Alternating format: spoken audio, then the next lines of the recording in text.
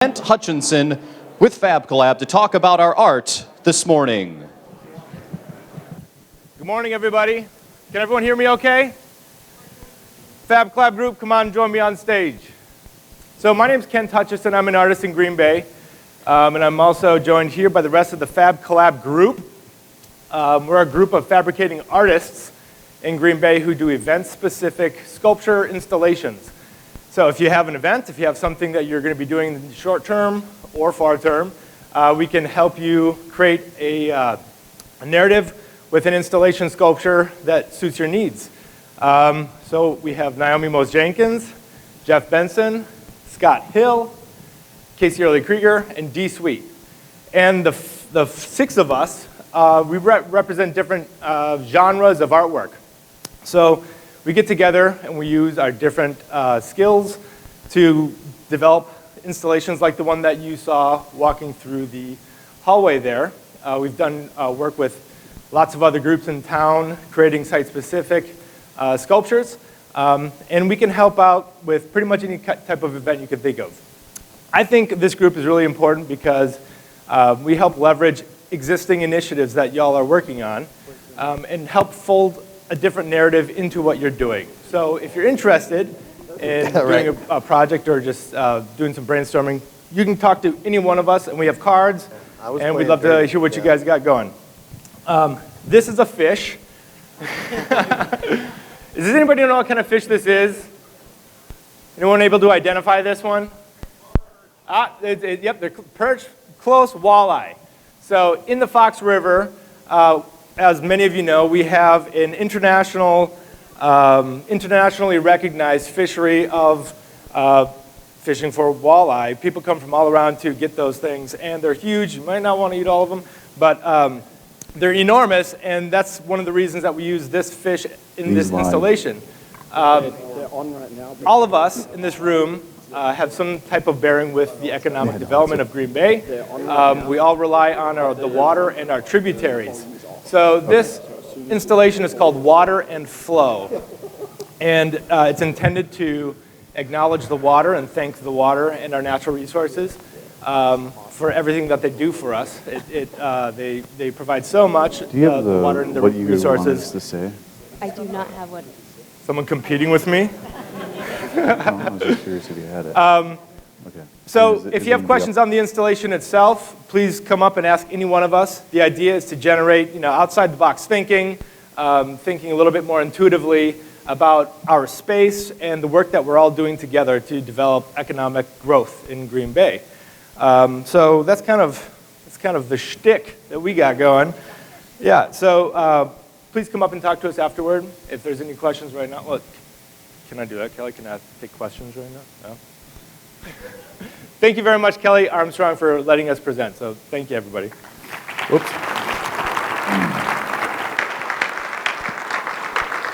At this time, please welcome to the stage Paul Evert, Chair of the Economic Development Board for the Greater Green Bay Chamber. Good morning. Oh my God. They didn't tell me that's how they were going to use the picture. Good morning and welcome to the Art of Economic Development, our annual update of our strategic plan for Greater Green Bay.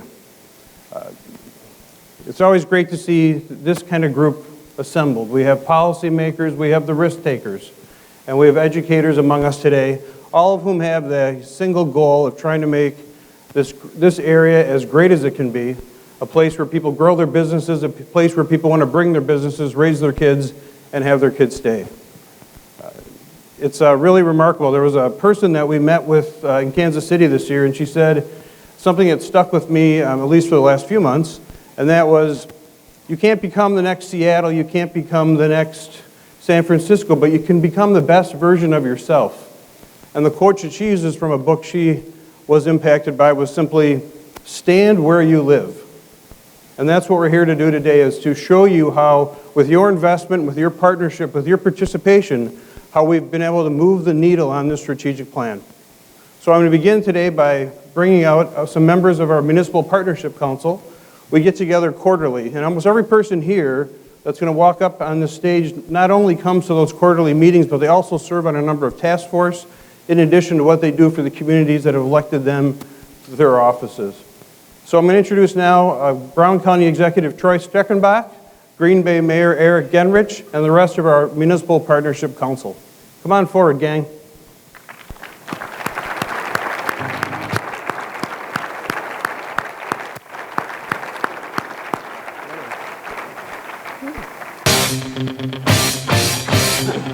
Wow.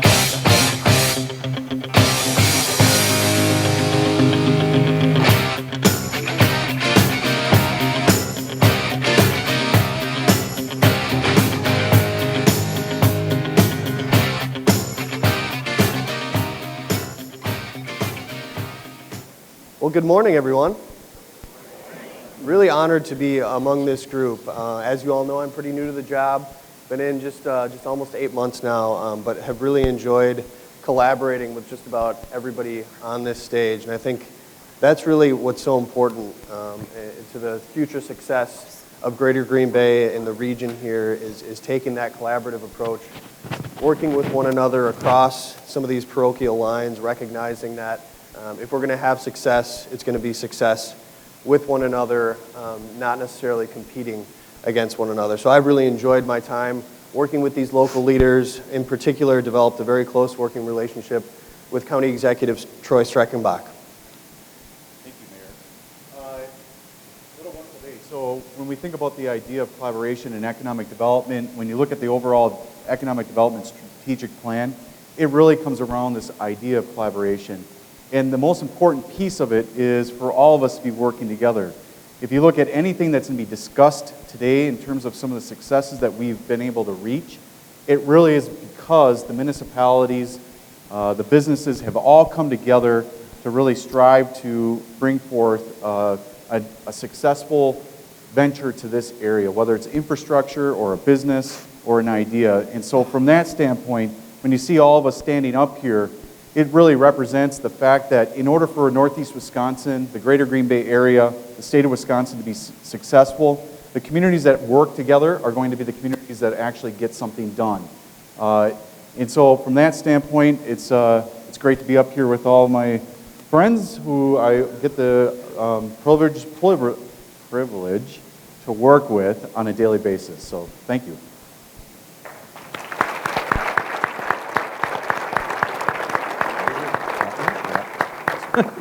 Exit stage left.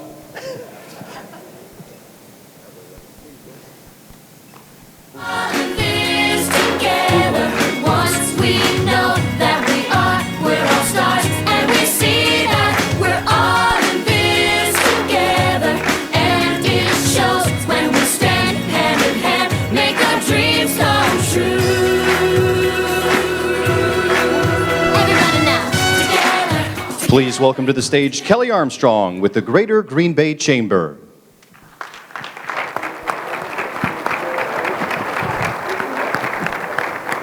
Good morning. How's everybody this morning? Great. Isn't that awesome? All these people up here working together. I'm so excited. So I have to thank you, first of all, for being here today. And then we have to first start with thanking our economic development strategic plan investors. Because without you, without them, without all of us, none of this would be possible here today. So to our strategic plan investors, we thank you for having the vision to see what we could be. And thank you to Associated Bank, Festival Foods, the Green Bay Packers, Schreiber, American Foods Group, Bellin Health, Nicolay Bank, Prevea Health, KI, Myron, Camera Point, the Greater Green Bay, we are all Greater Green Bay, aren't we? Delirious Construction, Wells Fargo, the Cornerstone Foundation, the Chernick Family Foundation, NEW Plastics, Nichols Paper, and the Greater Green Bay Better Buy the Bay. So appreciate everyone's investment in what we can do, and we're so excited today to get to start to tell you our story. And we also have to thank then our public investors, who most of them were up here on the stage just a moment ago. And I'm excited because they're investing in what we can do together. And of course, we wouldn't be anything without our private investors, and that's all of you, and then some. And this is the business community that's investing in tomorrow, and that's really exciting. And then, of course, we have to thank our board. Could all our board members that are in the room stand, please, for the Economic Development Board? I know you're there. That's awesome. Thank you.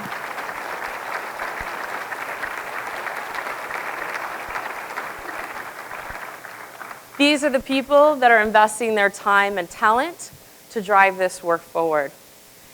And then we'd also like to thank our co-chairs for all the task force. We have 7 task force, 11 initiatives, and these co-chairs are driving that last mile. And so we're super excited to have everyone here today, but I would be remiss if I did not thank my team, which is a very dynamic team with Josh, Lauren, Cindy, Norma, Ron, Matthew. They are fantastic. You will see them today. Make sure you just give them a good shout out, because without them, we wouldn't be able to get any of this work done, let alone the amount of work that's been able to get done this year. So we're super excited about that. And of course, our fearless leader, Lori Racky, who I know is in the room right here, who brought me here just a little over a year ago. And I couldn't be happier to be on a better team. And of course, the entire Chamber family. So I wanted to talk really quickly about the art of economic development. And I think Kent did a great job of explaining what they're doing. And we chose this theme for 2 reasons, both the literal and the figurative. Because art is such a piece of any vibrant community. And the experience that you had coming in today and the experience that we have every day with public art or arts and culture is so vital to a healthy community and to our community.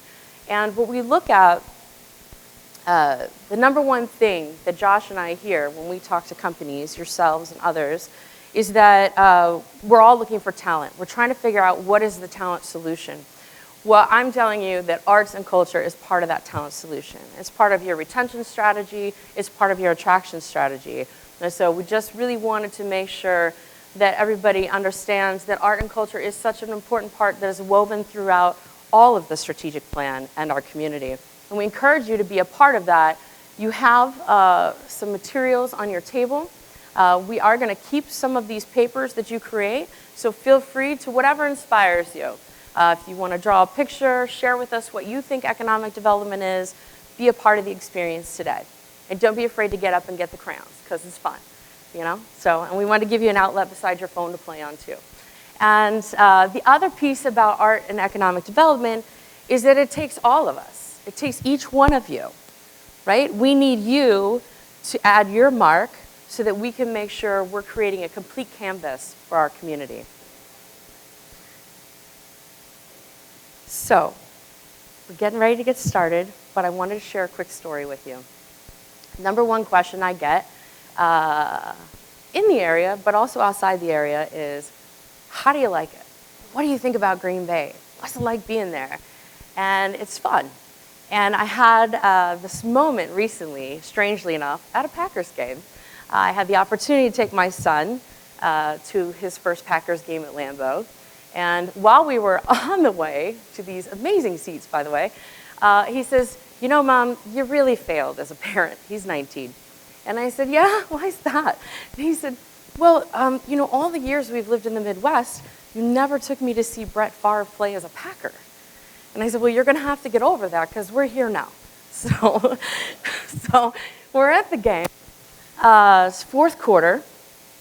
The field is covered in snow. 3 seconds left. They're on the 1 yard line.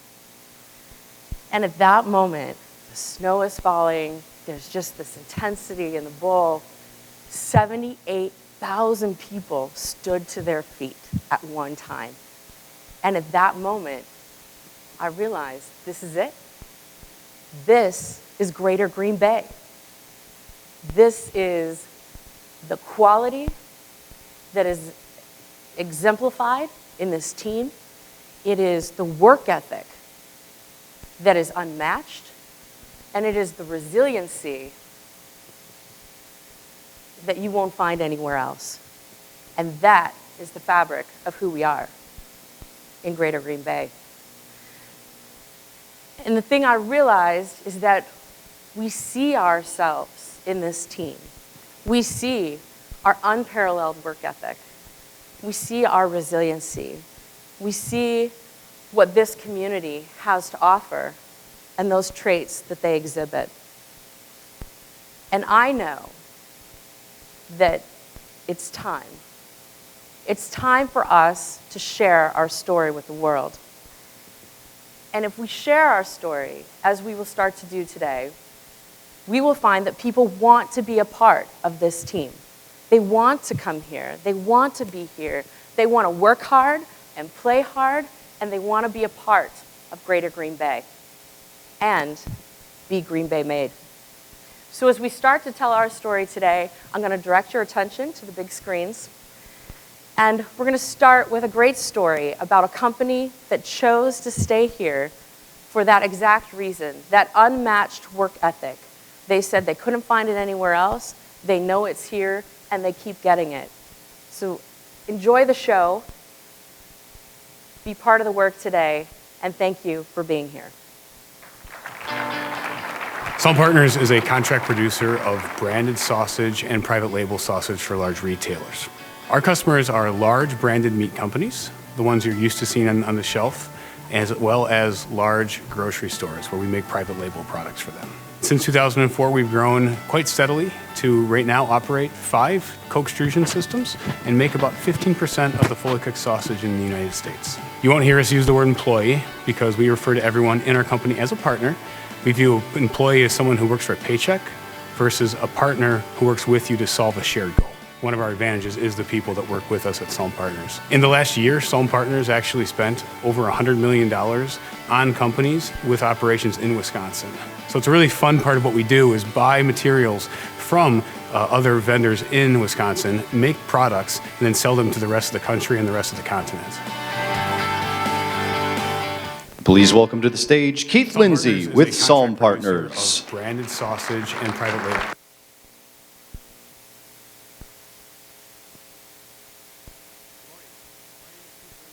CEO and president of Some Partners, a fully cooked, cutting-edge sausage producer in Denmark, Wisconsin. Now I know what you're thinking. Sausage can't be cutting edge, but our technology makes a product with quality, food safety, and shelf life characteristics that give our customers a marketplace advantage. We were started by 4 brothers who grew up on a dairy farm on the Fox River, who knew that a better product at a lower cost could change a market. I'm here to talk to you a bit about our economic development as we are in the middle of a $35 million expansion to create a 65,000 square foot facility in Denmark, Wisconsin, about a mile away from our current facility where we have about 450 internal workers with us. A little bit about what makes us unique. Well, our mission is to be an avenue of growth for our customers, our partners, my apologies. Our partners are viewed as our customers, our suppliers, our internal workforce, and our community. See, we don't have a brand. We only make products for other people's brands and for large retailers. So the only way that we grow is through our customers growing, and the only way we can support that growth is through the rest of those partners growing as well.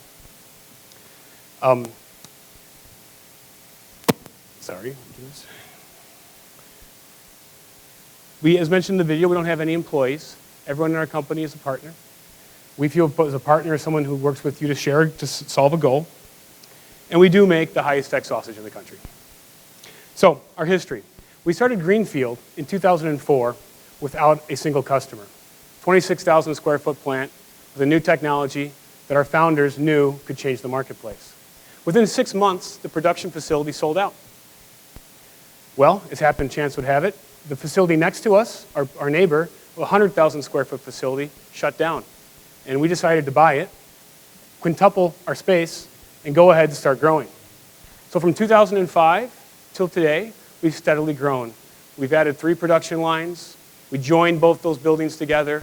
We've grown the workforce to the 450 people I mentioned, as well as started a joint venture in Decatur, Alabama, with a large chicken company where we make a lot of great chicken sausage. After our last expansion in 2016, we realized that we'd run out of footprint in Denmark, and we needed a place to go. The conventional wisdom would tell you that we should go to another location for our next growth. The labor market's tight. It's hard to find people. We should diversify our labor force. That wasn't what we decided to do for a number of reasons. The first was we love doing business in northeastern Wisconsin. We find a workforce in northeastern Wisconsin that time and time again has stood up to the challenges to grow with us, grow themselves, and support our customer growth. We find great suppliers here in northeast Wisconsin that we work with. From our packaging suppliers, raw material suppliers, some of our meat suppliers are all here in northeastern Wisconsin. We really do produce locally and sell globally. Also, our communities here support us. We find our local government and our local communities find ways to provide the services that a company needs to succeed in northeastern Wisconsin. So we also have created a lot of internal knowledge inside Salm Partners, and by being close to where our current facility is, about a mile away, those opportunities that we create with our new facility, we'll be able to extend those to our current partners so that they can continue to grow for years to come at Salm Partners. Finally, we think the state is doing a lot of good things, and we are investing heavily as well along with the state. We invest in the University of Wisconsin, Green Bay for their engineering school, where we support that school. We also support University of Wisconsin at Madison, their muscle biology and meat science building. We think these facilities and programs will create opportunities for our young adults that we hope to provide opportunities for in the years ahead. So we are currently on track to start production at our new facility in the early summer of 2020. We will continue to make a great product that consumers love, that give our customers a market advantage, and hope to grow and be an avenue of growth for years to come. Thank you very much.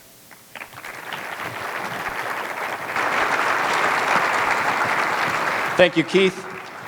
You know, Keith and the story of Salm Partners is a prime example of the impact existing businesses have on our local economy.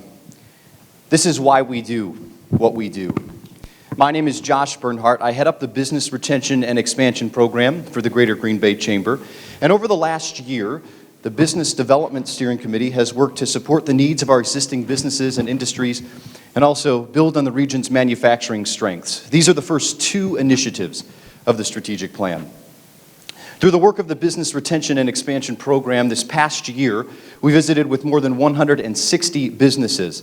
On these visits, we're building relationships with our local companies, learning about the work they're doing, get their feedback on the business climate in the area, and connecting them with resources so that they can grow here. We're looking for the next Salm Partners. We're looking for the next opportunity or to address the next challenge. This past year, we launched the Manufacturing Forward series, which is a 5-part series for small to medium-sized manufacturers to learn and implement technologies such as automation, robotics, and Industry 4.0. To follow this further, as we meet with our local businesses and work with our local partners, we're also able to uncover trends and opportunities and existing industries that we have here that we can leverage moving forward, such as the transportation and logistics industry. More than 11,000 jobs are in transportation and logistics in the Greater Green Bay region. It's the #1 job growth sector in the last 20 years in this same area. This past November, we hosted the Transportation and Logistics Forum, which brought dozens of transportation and logistics executives together to collaborate and dialogue how we can continue to leverage this cluster moving forward. We're so thankful to work with the many partners that we do, and we are excited to continue to support the needs of our existing businesses so that they can stay here, they can start here, like Salm Partners did, stay here and then grow here moving forward. And we're looking forward, and we thank all of our partners, many of which are here today. So now let's take a look at some of the really exciting things happening as it relates to innovation and entrepreneurship right here in the Greater Green Bay.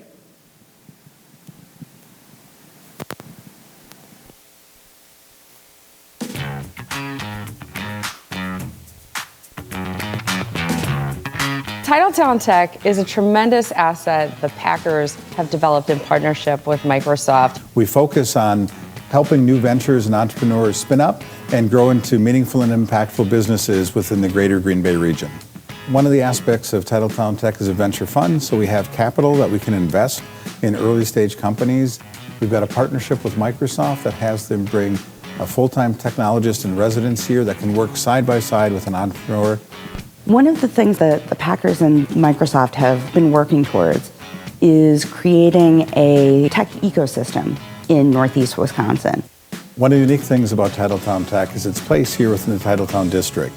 You have the different play spaces, the restaurants, the residential piece that's going on. You can do it all right here, and with a beautiful view of Lambeau Field. Because of the Packers and Microsoft, you have a global network that matches and rivals anything you would find in a major capital market.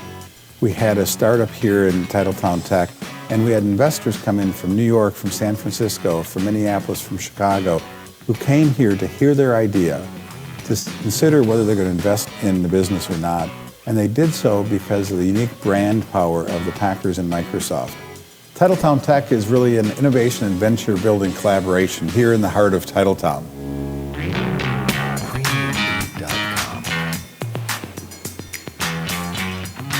Please welcome to the stage Craig Dickman with Titletown Tech. Good morning. It's great to see everyone here today, and what a great event that the Chamber is putting on once again. I'm here to represent the Entrepreneurship and Innovation Task Force and can share with you there's a lot of really positive things taking place here in the greater Green Bay area right now.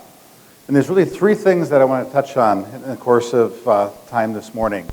First, picking up a theme that Troy was talking about earlier with the municipal leaders, the spirit of collaboration is not only alive and well when it comes to municipalities, but it is very alive and well when it comes to the business community and entrepreneurship and innovation. You know, on two levels, I think it's worth talking about. One, when you think of what's taken place this year, where Titletown Tech opened up and came to life and was open for business for the first time, the Startup Hub really came to its own as a place that entrepreneurs could come and get support and come together and share ideas. And then the Urban Hub opened, which again brought that down into downtown Green Bay. And so we've got places for entrepreneurship, and I can share with you that we are actively collaborating and working together. And when I talk to people in other communities, I hear them talk about competition that's existing in some of the early stage, and you just don't see it here. And then also at the next level, when you think about Titletown Tech, and as you know, the Packers and Microsoft gave us a platform to start. But what I also think is interesting, when you look at the companies that have come in and have invested and have decided to collaborate as well. So Green Bay companies like Green Bay Packaging, Schreiber Foods, Schneider, Bellmark, Amerilux, Commercial Horizons, and the Wiresworth, they're all investing in what's taking place here. And so you see the business community come together, focused on economic development, talent retention, growing our economy in a really collaborative way. The second thing I wanted to share is that entrepreneurship is alive and well in this region. I haven't shared this with anyone else before, but I was looking at some numbers before coming over this morning and found that at Titletown Tech, we've already connected with over 550 entrepreneurs or early stage companies looking to build and grow, most in this area. It's remarkable to think 550 people right now are working on something to create new value in our region. That's exciting.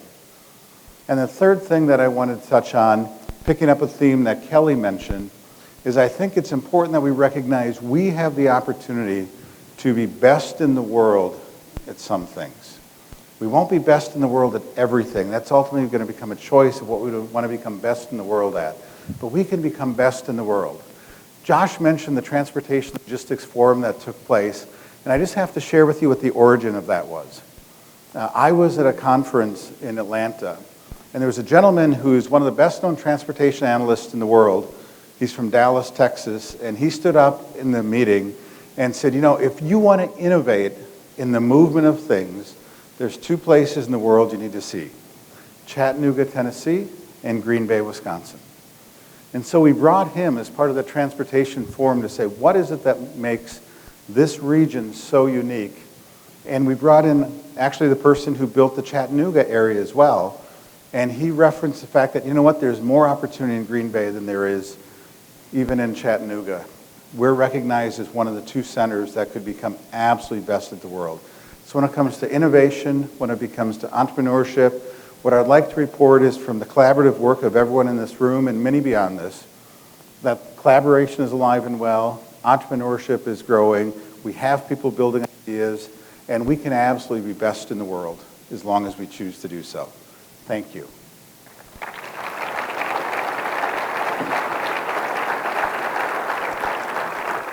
And the next thing I get to do, which is a lot of fun as well, is continue to bring to life that spirit of entrepreneurship. And so I'd like to introduce the next speaker to the stage today.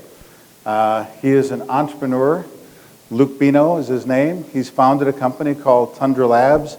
And when you look at new technologies and positioning systems for use in virtual reality and other technologies, Luke is at the cutting edge, creating things that I can share with you has brought people from around the world to come in and see what Luke's building. And he's choosing to building here. It's my great pleasure to introduce Lupino, the founder of Tundra Labs. Thanks, Craig. Hi, everyone. So Craig's always a tough act to follow, so I'll try my best. So I'm Lupino. I'm the founder of Tundra Labs. And Tundra Labs is a company who works in the consumer electronics industry. So, brief story about myself. I was born and raised in Green Bay, spent some time away to go to college and get some experience. But ultimately, we always knew, my wife and I, that we'd come back to Green Bay and raise our family here. And so, one of the things that I discovered in the process, I happened to be working for a company remotely. The company was based in Winston-Salem, North Carolina, and I worked there for about 5 years. And one day I was sitting in my home office and realized I know more people in Taipei, Taiwan, and have professional relationships with them than I do in my own community that I've lived in for most of my life. And so at that moment, I decided to venture out into the Green Bay area. I ended up landing at the T2 accelerator, which is now the Urban Hub. And I worked there for about 6 months before deciding that I should start my own business. And so through the help of a lot of people at T2, particularly someone like Paul Belsner, or also introducing me to the chamber like Lori and Kelly, this really was a formative event for me to start my own company. And through those connections, I've started to participate in the Innovation Task Force, and that's led me to meet a lot of interesting people, including Craig Dickman. And so just the amount of embrace that I've received from the greater Green Bay area and everybody excited about what we're doing, that's just really exciting to me. And so I would just end what I'm saying by saying that an entrepreneur can approach any single person in this room, and it's everyone's responsibility to give them a positive experience, give them encouragement to take it to the next level. And there's always time to tell them why their idea might not work. That first interaction is not the time to do that. You should be encouraging and feed people into the system that we're developing. And I think that that's very important for the economic growth of Green Bay. So thanks much.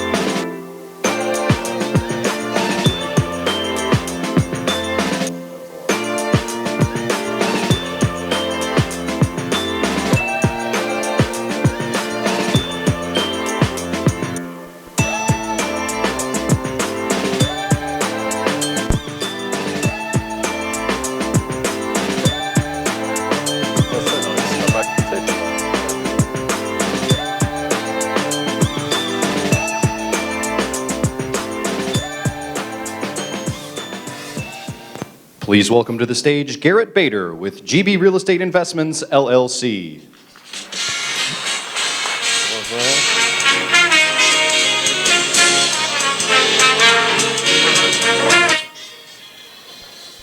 So many people are coming out from curtains. I'm like, wait a minute, am I the only one that gets this?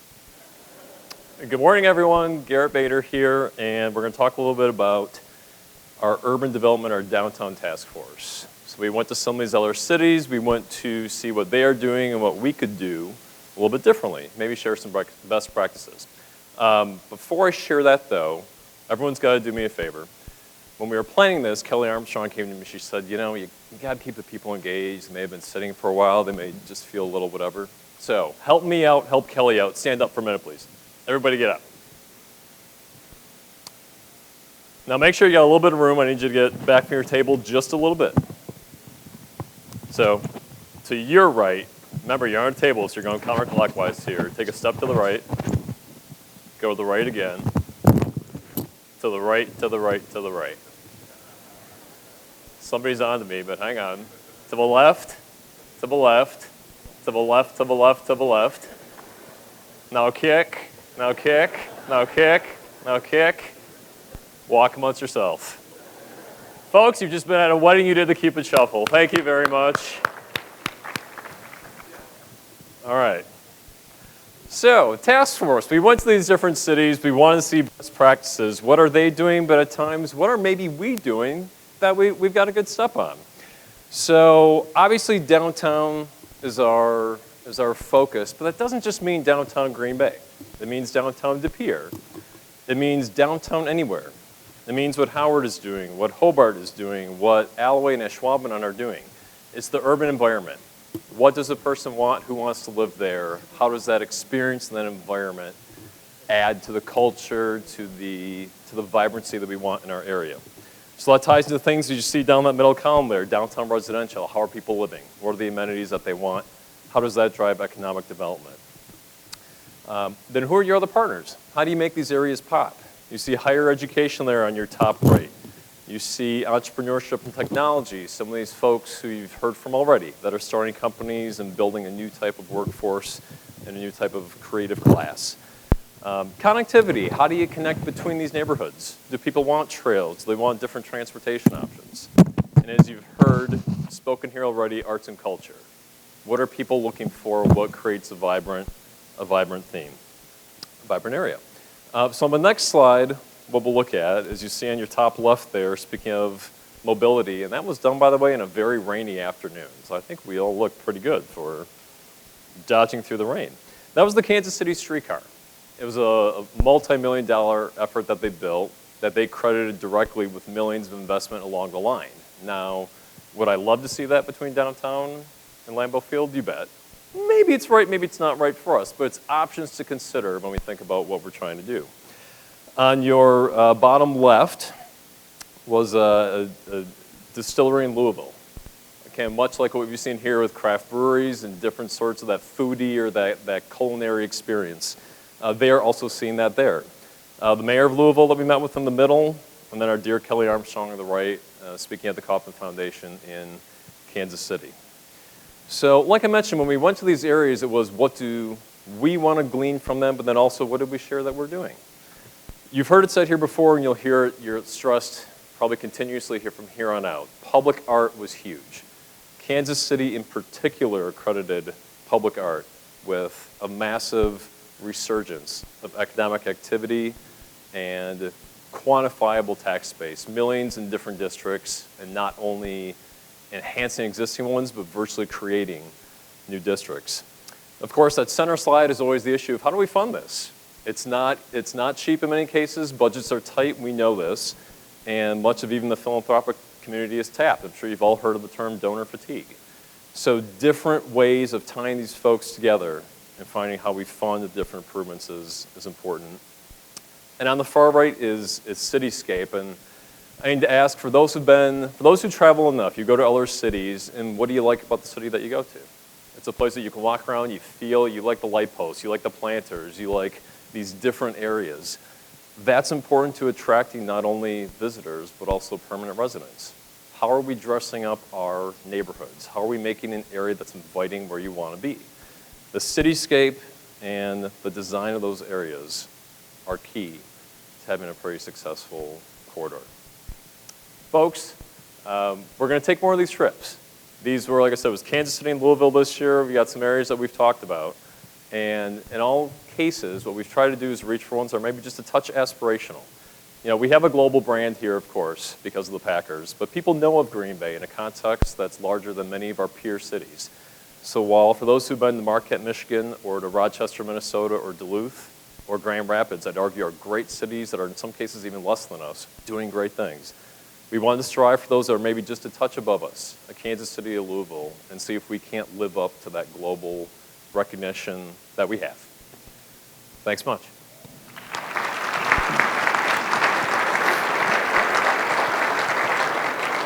Please welcome to the stage Robin Davis with the Brown County United Way.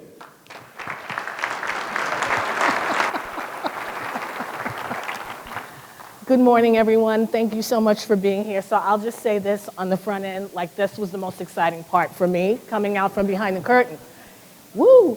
So on behalf of the Diversity and Inclusiveness Task Force, I am really proud and privileged to share with you some of the highlights that occurred in our community over the past year. So the first thing you'll see to the far left is a very colorful bus.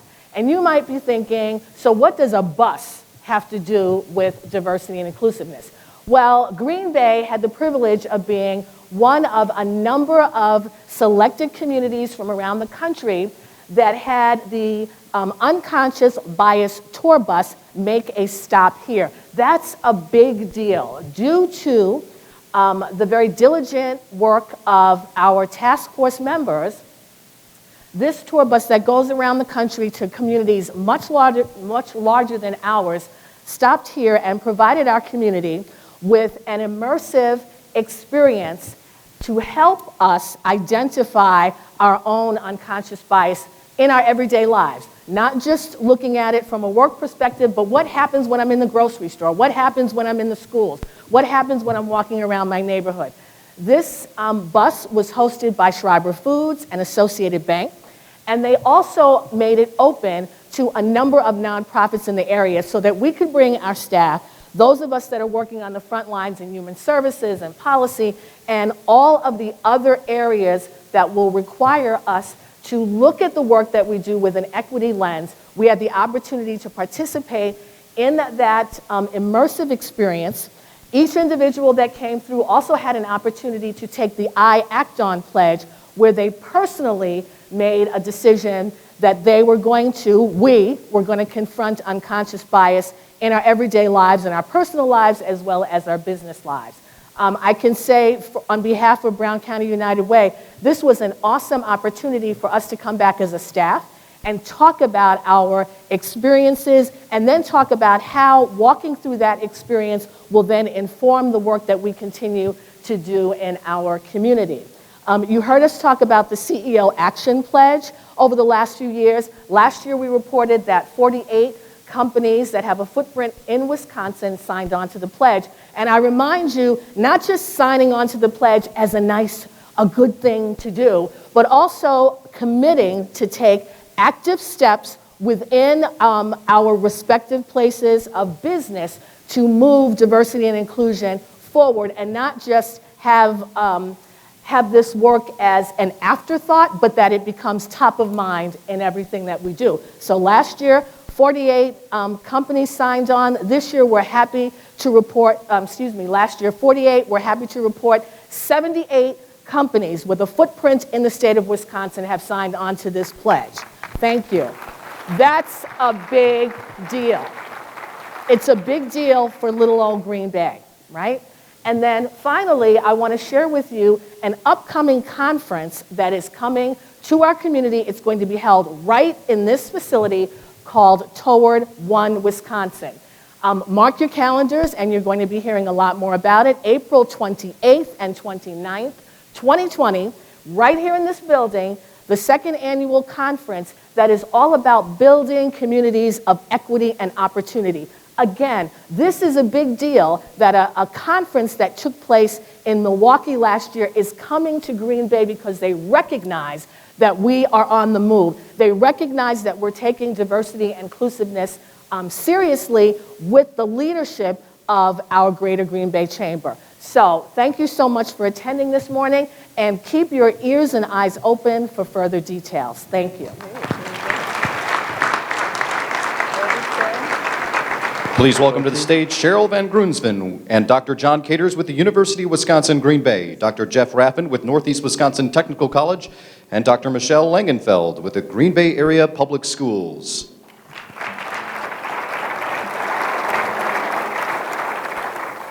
Good morning, everyone. My name is Cheryl Van Grunsven. I'm an interim chancellor at UWGB Bay this year. My permanent role is Vice Chancellor for Business and Finance. I've been on the campus for 15 years. I will return to that role upon the hire of a new chancellor, which we expect next spring. My message to the community has been business as usual at the university. My time in this role, we fully expect to continue to move the institution forward at the pace that we have been in the past 5 years. So I'm very pleased to report that I think things are going very well at the university.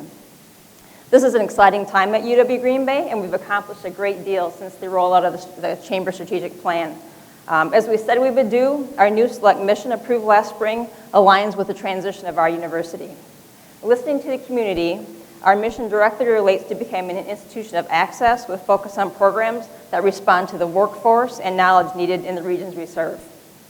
As we continue to grow our research portfolio, I'm happy to report that we recently hired a new, well-regarded director of grants and research, and in January we have a new associate vice chancellor for graduate studies who will join us, who will focus specifically on growing our graduate programs and research. In the past 4 years, Green Bay has significantly increased the number of requests for patents with WISES, and we are now one of the highest producing comprehensive institutions in the state in this area.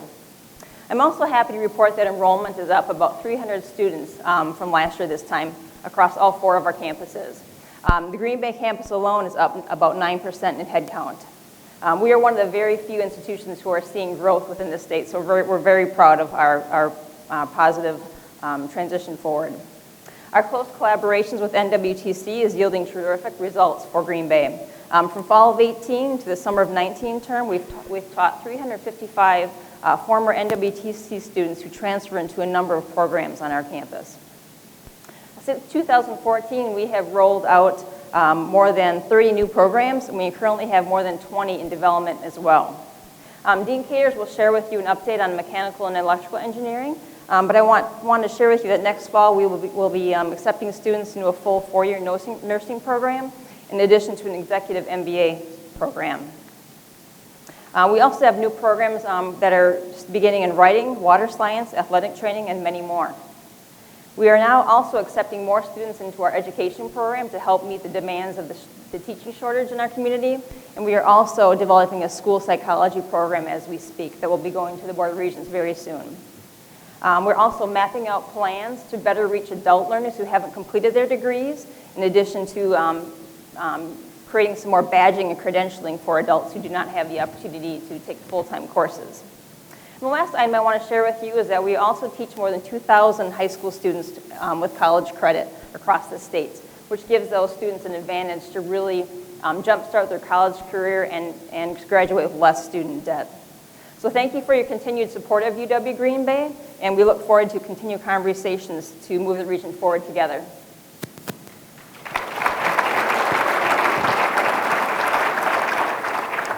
All right, thanks, Cheryl. My name is John Caters. I'm Dean of our College of Science, Engineering, and Technology at UW-Green Bay.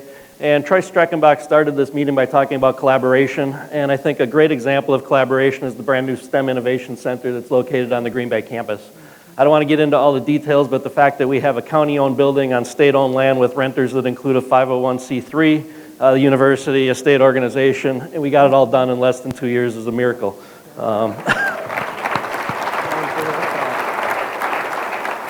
The vision, contributions of the business community to make this happen was really very instrumental in getting the whole thing done. The next slide actually shows the inside of the building, and I think that word innovate rings very true to what we're trying to do at the university through the addition of new programs and through the creation of a lot of different things going on. This building's really going to come to life during the spring semester, and we're already seeing the value of that collaboration within this building by having the Einstein Project, Brown County Land and Water, UW Extension, and our mechanical engineering program located in this one building, which is fantastic. So the mechanical engineering program, we've got some enrollment numbers that's on the next slide. If you look at the bottom, we have increased enrollment across the STEM fields within the college. I've started in 2016 because that's really when the four-college model was implemented by former Chancellor Gary Miller. And again, at the bottom, you can see the engineering numbers. So we started out 2 years ago with the mechanical engineering program. We were hoping to have about 55 students by the end of this academic year. We've already got 100 declared majors, more than almost double what we had hoped for. So That's great. We're hoping to have the exact same success with electrical engineering, and we'll be moving forward with a proposal on electrical engineering to the Board of Regents in the spring. And so we're really looking forward to expanding the opportunities within the Richard J. Resch School of Engineering. As Cheryl mentioned, without NWTC, a lot of this doesn't happen, so we work very closely. We do have what we call crossing the bridge meetings, so that bridge is huge in Green Bay in order to get from one side of town to the other for those of you that are native here. We're meeting at all levels of administration to try and make student success our #1 priority, and it's been fantastic getting to know the folks over there better and starting to implement a lot of things. The thing that allows us to take in a huge number of students from NWTC is the fact that we do have articulation agreements for a lot of programs, so it's a very seamless transition for our students to move from NWTC to the UW Green Bay campus. We're trying to do the exact same thing up at Marinette now as well. And I did want to highlight one activity that happened last Friday night at Lambeau Field. So it was a Tiny Earth event, and it's really a bunch of students that are looking at microbes that are in soils found in the region. And so Aaron Popke was nice enough to donate his lunch for the event. Actually, no, that was a bag of highly prized Green Bay Packers soil. And so he contributed that. We had some students that worked on the soil and looking at some microbes that were found in the soil. Second year of the event, we had over 500 people show up at Lambeau Field, and there were over 88 student posters done, basically highlighting our ability to do research. And again, without the interactions of the faculty from NWTC and UW Green Bay, this event doesn't happen. So again, we're really looking at this as a region, as a community, and very strongly the partnerships of everybody in this room, business, other higher education institutions like NWTC.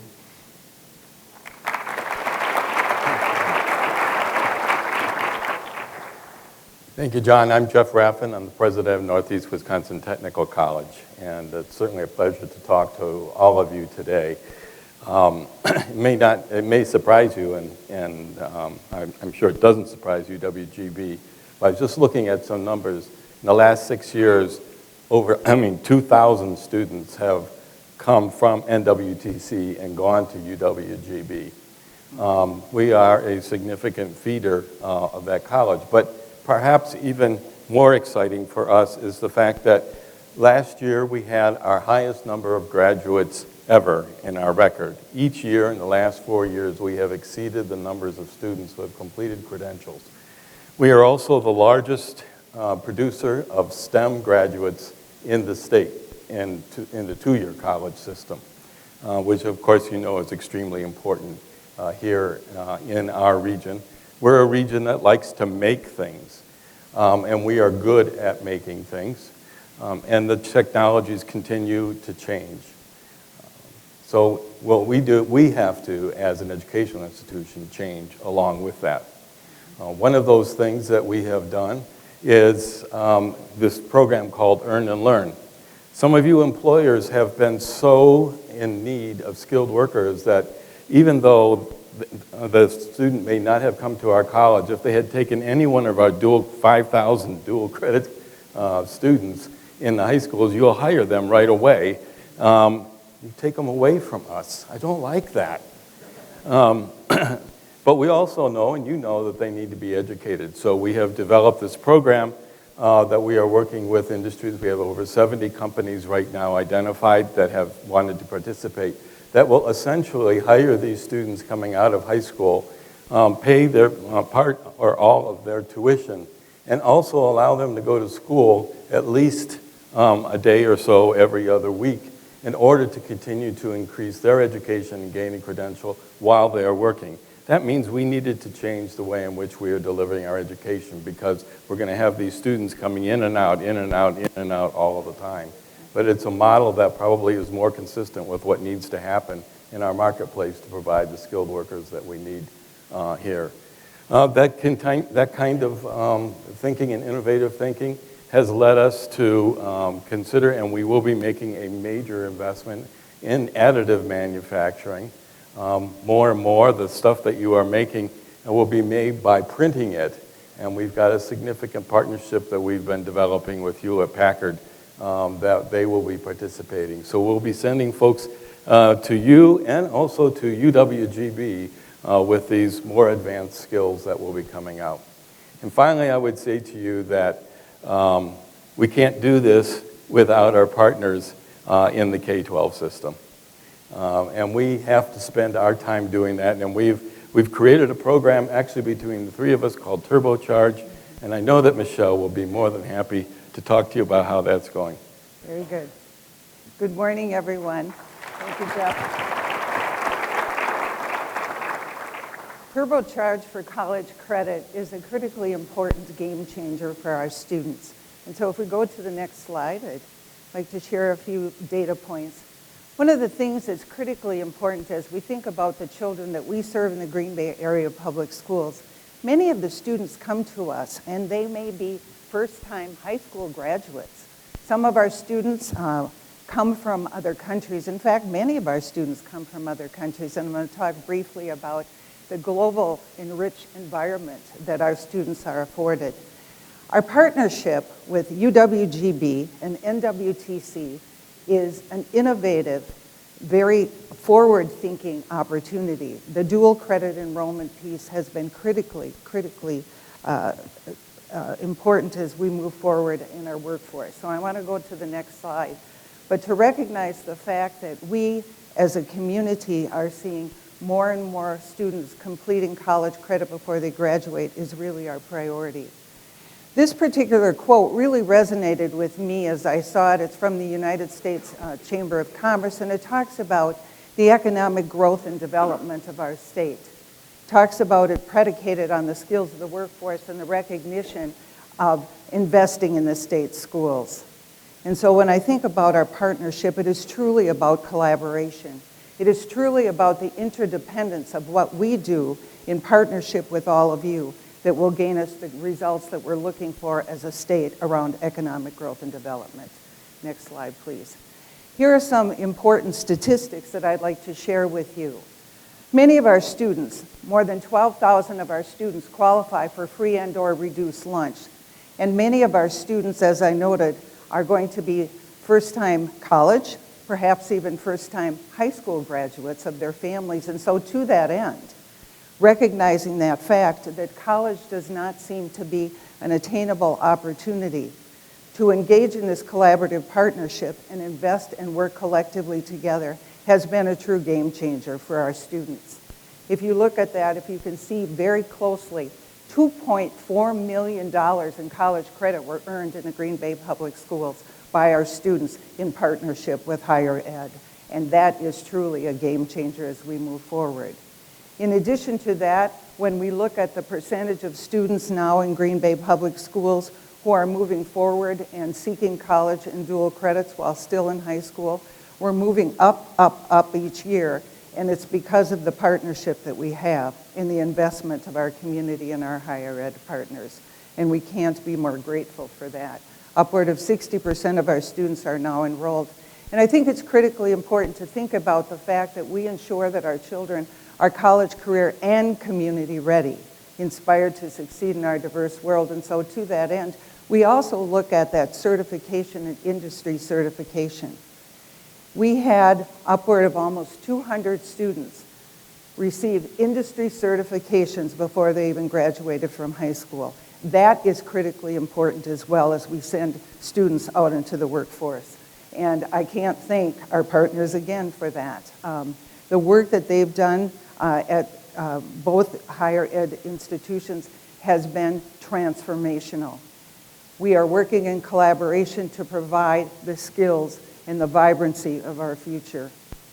And then finally, when I think about how richly diverse our student body is, our student body represents the world, and I invite all of you to come and take a look. 35 different languages. We have kids that graduate from high school.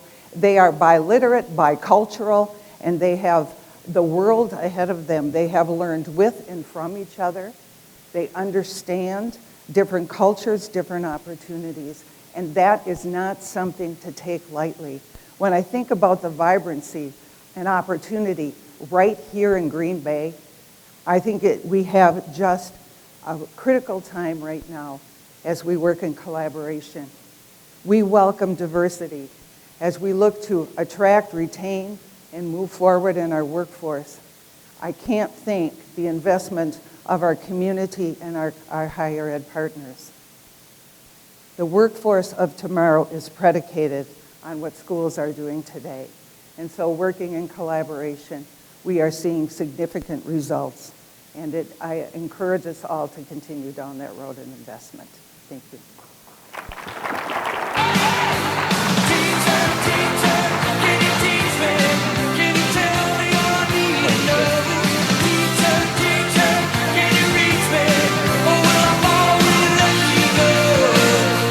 Please welcome to the stage Aaron Popke with the Green Bay Packers and Brad Toll with the Greater Green Bay Convention and Visitors Bureau. Hey, we are pleased to be here today, and we're thinking Penn and Teller. What do you think? Yeah, they had to blow it and put our real names out there. So take it away, Penn. Glad to be here this morning to give you a bit of an update on the conferences area of the strategic plan, as well as some of the development from the Packers. We want to start out with probably the biggest win, thanks to a lot of people, but in particular, our county executive, Troy Streckenbach, will be up in just a minute. We're going to take a little flyover of the new exposition center. This is some of the area out in front of the building that we'll be able to use for different types of receptions, in events. It'll all be activated, the entire front part of the building. Once we go in these front doors, and we're kind of on Armed Forces in Oneida, right on the corner with a corner of the building pointing toward Lambeau Field. Spectacular design. Here we are in the main lobby, which you can see has plenty of pre-function space located outside of the actual hall itself. And that is 2 levels. So this is on the bottom. Going up the steps, you come up to another area that is sort of a reception area as well. This is up on that level. There's a bar area that can be used for receptions, but also for information. That's located in the back. There's also going to be 6 rooms up there.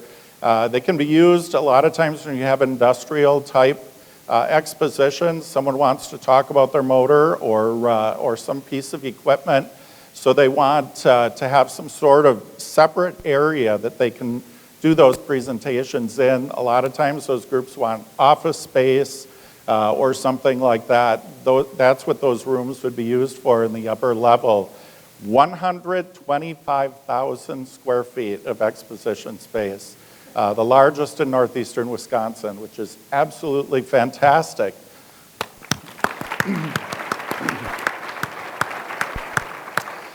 If you've not been by that area, how could you not with the Packers playing in season right now? But if you've not been by, please swing by Lombardi Avenue and take a look. A lot of the steel structure is already up. Some of the flooring is going in on that second level. You can see it is a spectacular new addition or asset for our community to be using. And it really puts us into a market that we have not been in before. Having the old arena in Shopko Hall, the space was disjointed, and you had to go around a bunch of concession stands to actually get to another section of the space. All of this space on one flat floor with power, water, everything you need in the floor. It really is a spectacular building, and we are already selling it. We have sales materials. We've been taking it to conventions. People are very excited about it. And we have a group that's already said we're returning in 2021. A look at some of the conventions that we're in this last year. The Convention and Visitors Bureau works with the big groups that typically have multiple hotels they need in order to accommodate them.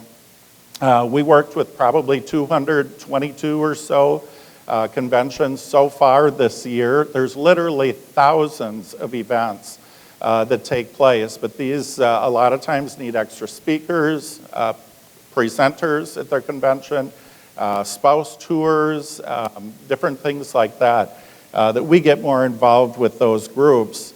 But 222 different groups, that's about 225,000 room nights, $145 million impact on our economy. The conferences business is huge in the area. A look forward, we put out 225 leads so far. For future years, these are some of the big ones. You can see we've got WAMO committed to coming back. Those are the people that throw the darts. That event brings in typically about 5,000 people. They cannot wait to get in our new space in the exposition hall. And I have to say, all of the articles and all the information coming out, Wisconsin Dells is keeping a real close eye on this. They're very nervous, and they should be. Looking forward, though, Robin Davis, thank you very much for bringing that conference to Green Bay. She's the perfect example. I know everyone in this room leaves Green Bay to go to a conference. How about thinking about bringing it back? It would be fantastic for us to be able to work with you to do that. Marty, another one at the airport, has 2 or 3 now that you're looking at three that he's working on trying to bring in. Jeff Merkus is here. We're working with him to bring a national conference in.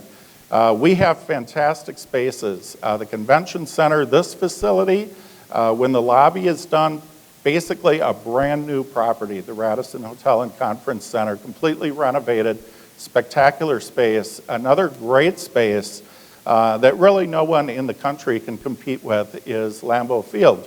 And we have Aaron here from the Packers. Thank you, Brad. Good morning, everyone. And I think Brad had worked with John Caters to steal my lunch. So I think there's something we're going to have to take care of later. But speaking of conferences, we have one this Sunday at Lambeau Field. It's Bears Week. Everyone excited? So we've got those built-in conferences. You know, we have at least 10 a year there. And we're hopeful this year to get 1, maybe 2 more. So we're going to keep plugging away at that. And outside of games, you know, the 700,000 to 800,000 people that games bring in, we've got other events, training camp. We've got our atrium businesses, such as our Hall of Fame, stadium tours, pro shop. Also, we have over 1,000 events a year at Lambeau Field in terms of the event space. And all those things bring in addition to game goers, another 700,000 to 800,000 people a year through our area. So we're really excited about that as that continues to grow and complement everything else that's going on in the area. It's great to work with Brad and his team and other entities around town to complement and augment all the efforts that we have in terms of conferences and alignment. And the Packers, we have the power of the G, the power of Lambeau Field.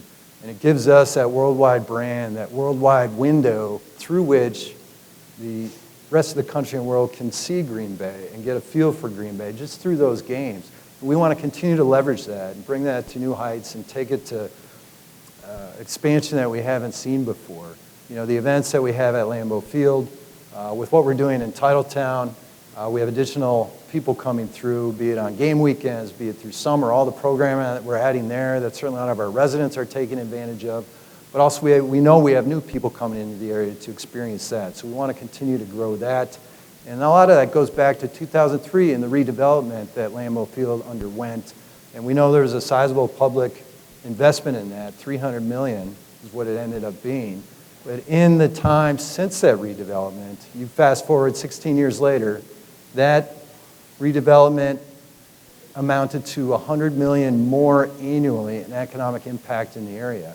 So that's $1.6 billion more dollars that investment has paid off in economic impact in our area. So we're very pleased about that with the new expo hall and Lambeau Field and Titletown and all the complementary spaces in our community.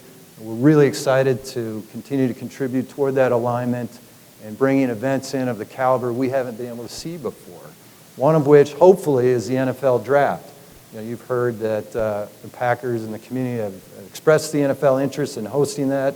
We're hopeful to get that opportunity to compete against some other cities to bring that event to Green Bay and northeastern Wisconsin, and the entire state of Wisconsin will have to contribute in that event if we are fortunate to get it. So Packers are excited. We're excited in our current season.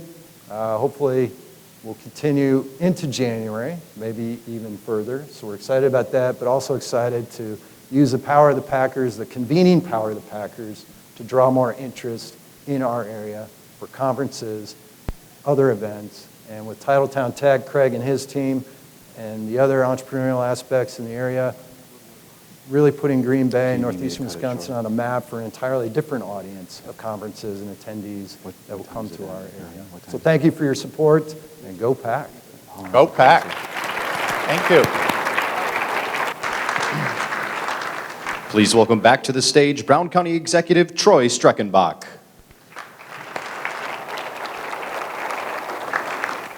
Tough to follow the G, right? I'm here to talk about trains, planes, and automobiles. Anybody make that part of their holiday watching during the Thanksgiving period? I mean, I was a big fan of John Candy, and I'm here to talk about transportation and connectivity. So everything that we've just discussed in terms of how a community is strong and how it's successful, obviously you need to have the ability to access that community. And whether it's coming from a plane or whether it's coming through a train or if it's coming through the road, we need to have the ability to access the world. We are pleased to announce that at the beginning of this year, we announced our Frontier flight to Denver. It was an extremely successful flight that Frontier agreed to add another flight to Orlando. The main thing that we really need to emphasize in these flights that we're working very hard on getting to our community is if you're not in the plane with your seat or your butt in the seat, supporting this local asset, it's going to be difficult for companies like the airlines to decide to add that asset into our community. So what does that mean? Fly local. It's critical for us to support our airport in order for us to be able to gain additional air services throughout the United States. I see Marty and his team here. I wanted to say thank you to Marty. They worked really hard. Marty's our airport director. Worked really hard in gaining this new flight for us. We believe that Frontier will continue to add on additional services, but in the end, they will only add it if we decide to use it. And so, like you and your businesses, as you're trying to sell a product, if someone's not buying it, you take your product and go somewhere else. And so from that standpoint, we need to be able to continue to support these airlines in the success for them. Next thing I want to talk about is really the connectivity of a community and the ability for us to move people, goods, and services, moving inputs and outputs in a market. And in order for us to be successful, we need access. And part of that access is growing the infrastructure, such as interchanges. One of the big projects that we've been working on is Mayor Walsh still here? Mayor? It's called the Southern Bridge. There he is. This has been an endeavor way before my time, and something that the mayor, myself, and the chamber all collectively agreed that we are going to actively start to pursue this because economic development in that area, specifically Ledgeview, Bellevue, Rockland, De Pere, Lawrence, Hobart, and Ashwaubenon, all those municipalities all passed resolutions saying that they need this Southern Bridge. From there, we worked together as a team to go advocate to the state and the federal government. I'm happy to say that we are the closest that we've ever been in terms of bringing the Southern Bridge to realization. It still requires a lot of work, a lot of funding, and convincing. But the good thing is right now, you have the state of Wisconsin for the first time, because all up to this point, it's been a Brown County project or a De Pere project. For the first time, the state of Wisconsin has made it a priority. Why is that important? Because the federal government would never listen to us when we were asking for funding or for the interchange or the bridge itself. Now that the state of Wisconsin has made it a priority and they've committed to building the interchange, that's a $30 to $40 million project. Because they made a commitment to build it, we are now have access to the federal government in the pots of money or the buckets of money that are available to us. So from that standpoint, we are extremely close to making that project come to a reality. What's the important message of all of this? Is collaboration. You had 7 municipalities join forces to say that they were going to work together to make this project come to reality. What's the critical thing going forward? There's not even a shovel in the ground. We need to make sure that we stay together. We cannot allow differences within our organizations or our entities to bubble up to the federal government or the state government that states that we're not ready for this project to go forward. It's critical for us to stay together. And so from that standpoint, we are the closest we have ever been with the Southern Bridge, but yet it's pretty far away in terms of getting it done and having that first shovel in the ground. Other infrastructure projects that we've had success with is the Highway VV29 interchange out by Maplewood Meets. Village of Howard, the Village of Hobart, Town of Pittsfield, the Pulaski School District, all benefit from the safety from this project that's coming forward. We worked extremely hard as a group to go work with the state to make that bill grant take place. We were able to receive $20 million to help make that project come together. Again, I stress, there hasn't been a shovel in the ground yet. It's critical for all the municipalities that are involved to make sure that we're all on the same page to make sure that project actually goes forward. It's critical. In the end, what you hear in terms of making this happen is the need for us to stay united in our approach at the state level, at the national level, because the communities that figure it out, that are working together, are able to make change happen in their community. Because there's one thing that resounds throughout the United States or at the state level. There are a lot of hands saying, we need you here. We need your money here. We have all this economic development that's available. The problem is there's not enough money to go around. And you heard earlier about donor fatigue. Well, you know what? Government's got donor fatigue too. We need the economic engine of this community to grow in order for us to be successful. And so for that to happen, we need to stay united. And so it's been a pleasure working with all the different entities to make some of these connectivity issues come to reality. Going forward, though, it's going to be critical for us to make sure that we stay together. Because the success that we are having today won't happen if we're fractured. So, on behalf of Brown County, thank you for allowing us to be your partner.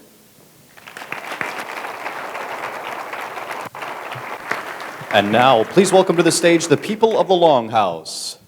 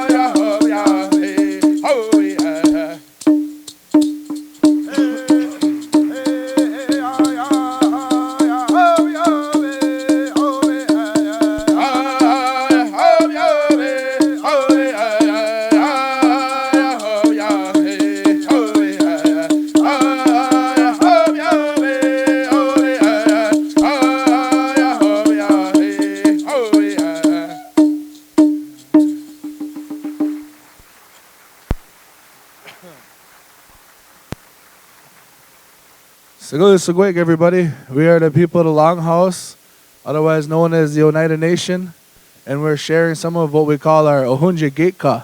These are our songs from the earth, of the earth kind. So this next dance we're going to do is one that we call Askanye Gainase.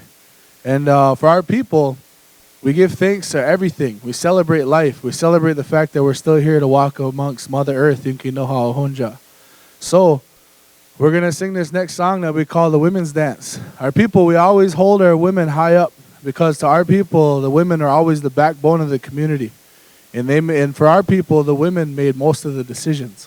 So we're going to give thanks to all of the givers of life, all the ones that bring the children into this world. And we're going to sing what we call Eskanye Gainase, our women's dance.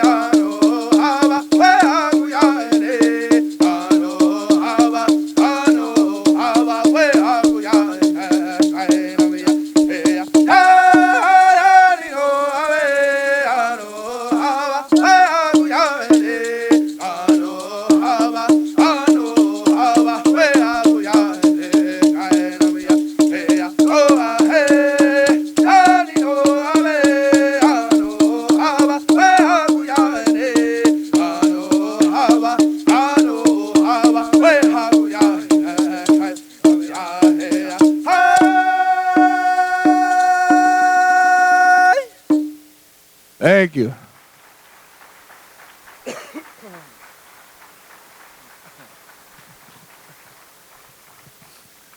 So that song was meant to give thanks for all of the women, all the women in this room, all the women that walk amongst our Mother the Earth. So this next dance we're going to do, this is our last dance. This is what we call the smoke dance. And for our people, for a lot of indigenous people, this is how we express ourselves through our dance, you know. Well, when we dance, we're always told when we're young to dance really hard because we're always dancing for those who cannot. And that when you see someone dancing or when you are dancing, you know, it brings a feeling, you know, a really good energy. And a lot of times it puts a smile on your face. So we always believe that you're getting a really good medicine by, you know, even just watching this dance. So without further ado, we're going to get into what we call the smoke dance here. And we're going to start off with our guys first.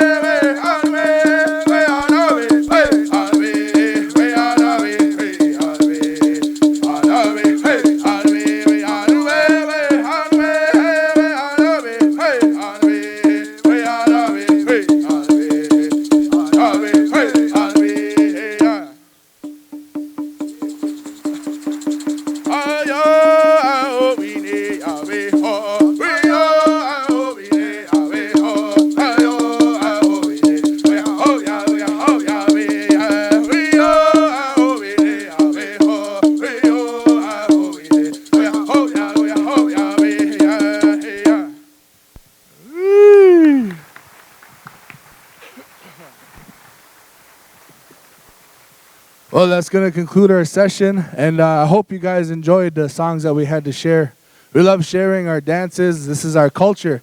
So I hope you take a little bit home with you today, and I hope we could put a smile on your face. And that's going to conclude our session. Yamako.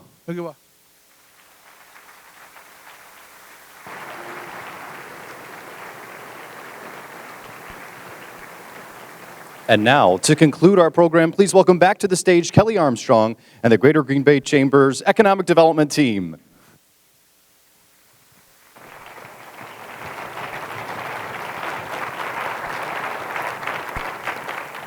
Fantastic. Thank you all so much for joining us this morning.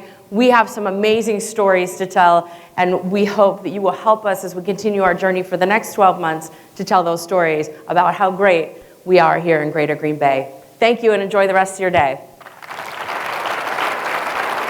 Okay.